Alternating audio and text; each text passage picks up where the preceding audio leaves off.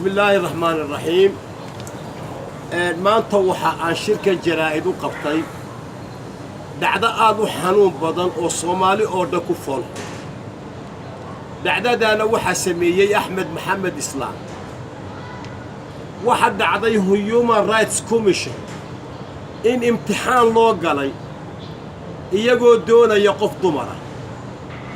dadkii imtixaanka galay laba hablood oo midina laasqori u dhalatay midina ay u dhalatay afmadow ayaa waxa baas garaysay gabadhii laasqori. Axmed Madoobe waa ka hiiriyay oo wuxuu yiri gabadhii u dhalatay afmadow waa in la geeyaa Human Rights Commission. arrintaasi hadday beenowdo waxaan leeyahay ummadda Soomaaliyeed qoorta hayga goyso anaa is xukumay. Axmed Madoobe waa ninka waxa sameeyay waa ninka laba hablood oo adeeru yahay u kala eexday. waa ninka laba hablood oo u siman yihiin u kala eexday. waa ninka laba hablood oo Soomaaliyeed u kala eexday. waa nimanka laba hablood oo midina dhacday midina baastay tii dhacday u heeliyay.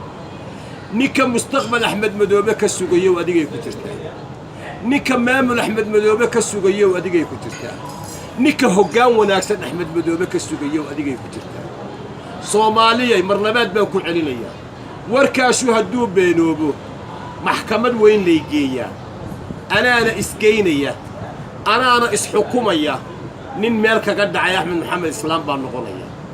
Axmed taasuu sameeyay. Axmed waxaad ku xukumi lahaydeen Soomaaliyay ku xukuma haddaad shacab tihiin iyo haddaad dawlad tihiin. Axmed wuxuu u kala eexday laba hablood oo adeer u yahay midina afmadow ku dhalatay midina ku dhalatay laasqori. gabadhii laasqori baa imtixaankii number 1 gashay. Human Rights Commission weydiiya meel kasta weydiiya wixii ka soo noqda anaa qaadanaya anaana is xukumaya. Axmed baa arrintaas sameeyay. Axmed wixii laga yeeli lahaa Soomaaliya ka soo taliya. Wassalaamu calaykum.